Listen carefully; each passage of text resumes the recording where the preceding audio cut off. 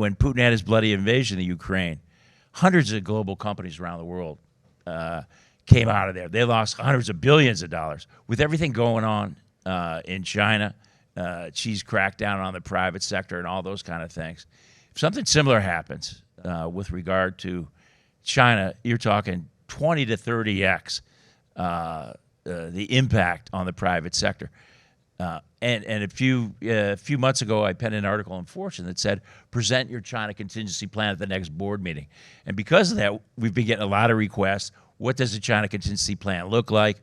Do you have a checklist? Because the fiduciary duty of a board member is to mitigate risk for their shareholders. What do you see in Europe? And what are your recommendations to these corporate boards when it comes to a China Contingency Plan and risk mitigation? 10 years ago, if you said somebody, we cannot trade with Russia because, you know, they are turning more and more authoritarian, they are risk, and we need to spend ourselves more on defense if we enrich them and allow them to build an army.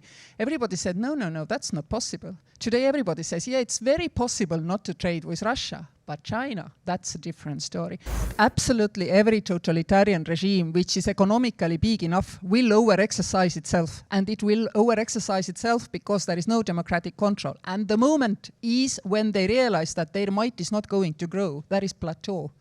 I may be describing Russia, but I may also be describing China. So in order not to be caught out and thrown out, of that market again, we need to start planning now all together. And as I say so, America, Canada, Quad nations, Five Eye nations, everybody who is democratic or is willing to be part of that coalition long term, they need to participate together.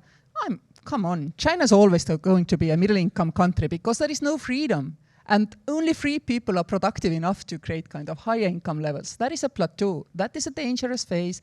Let's deal with it today.